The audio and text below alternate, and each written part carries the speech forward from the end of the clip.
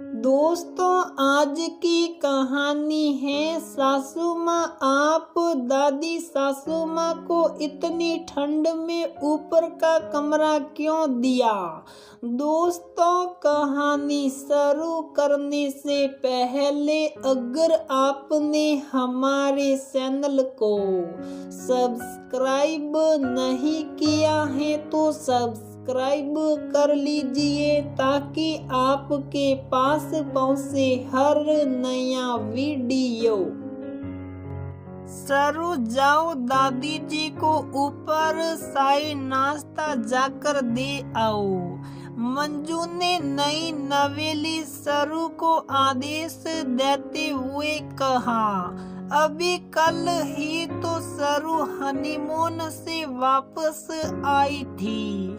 जी mummy जी। और सरू हाथ में ट्रे लेकर ऊपर चल पड़ी और जैसे ही छत पर पहुंची ठंड की सिहरन से कंपा उठी। ये दिसंबर जनवरी का महीना भी कितना बर्फीला होता है। दादी माँ आपकी चाय और जैसे ही सरू ने कावेरी का हाथ पकड़ा सिहर सी उठी। कितने ठंडे हैं दादी के हाथ। मुझे तो कुछ समझ में नहीं आया। ये हाड़ कंपाती ठंड और दादी माँ को ऊपर का कमरा कुछ समझ में नहीं आया। सरू ने जल्दी से दादी माँ को उठाकर गरम गरम चाय का प्याला हाथ में पकड़ा। दिन जुग जुग जियो बहुरिया। कावेरी ने सरू को ढेरों आशीर्वाद दे डाले और तभी ठंड से कंपाते हुए बोली, ये ठंडक तो लगता है अब किसे जान लेकर रहेगी। कावेरी कंपाते हुए बोली, ऐसा ना कहिए दादी माँ, मुझे तो अभी आपकी खूब सेवा करनी है।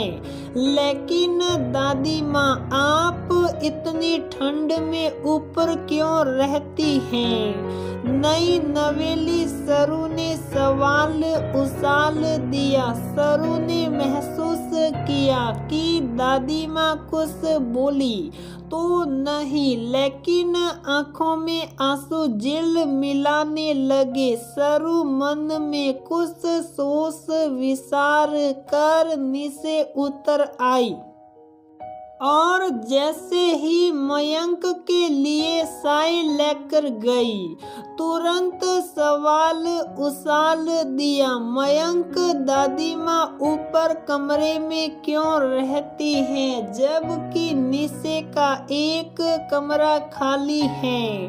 शांत रहो, मयंक होठों पर अंगुली रखते हुए बोला। पापा मम्मी की बहुत बहस हो चुकी है इस बारे में।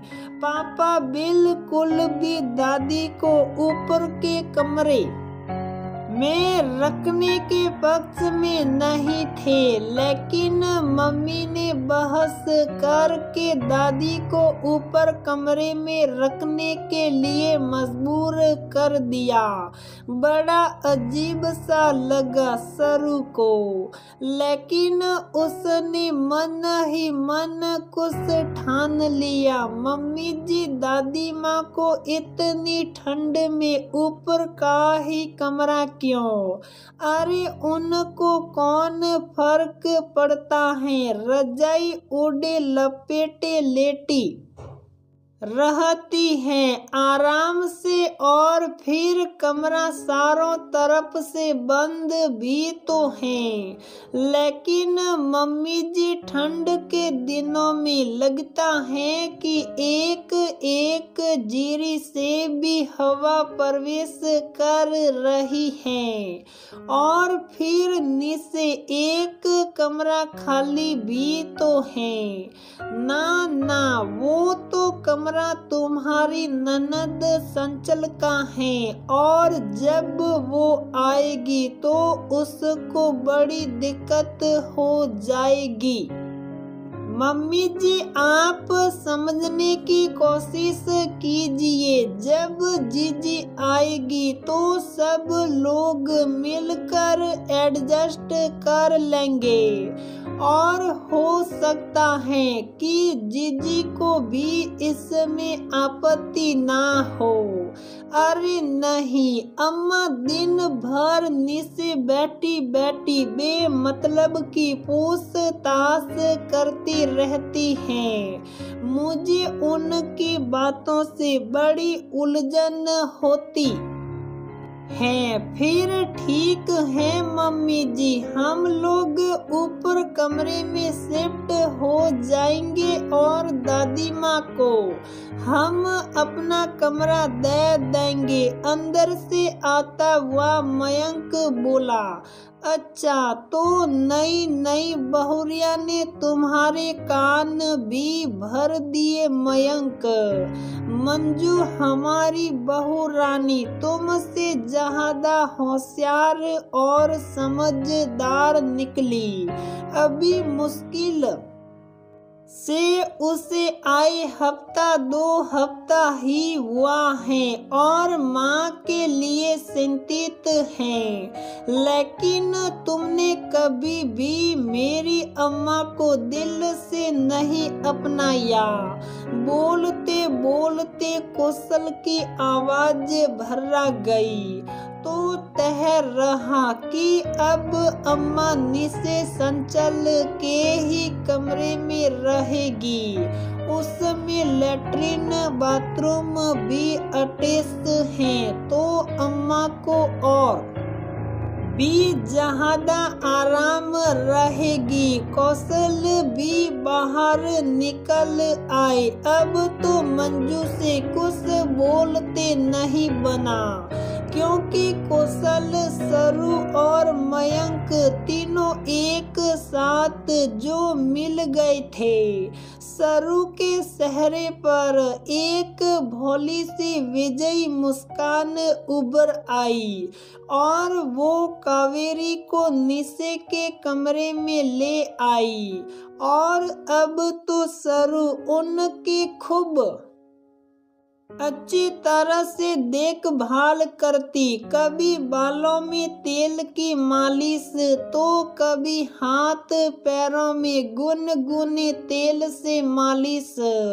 खाना पीना भी बिल्कुल गरम गरम पकड़ा आती और जब भी मौका मिलता उनसे बतियाने बैठ जाती। जो सहरा कावेरी का उम्र से ज्यादा बुढ़ा लगने लगा था वो सरू के प्यार और देखभाल से खिल खिलाने लगा। कौशल मुंह से तो नहीं लेकिन दिल से सरू का बहुत आभार मानते क्योंकि सरू ने वो कर दिखाया जो वो कभी नहीं कर पाए।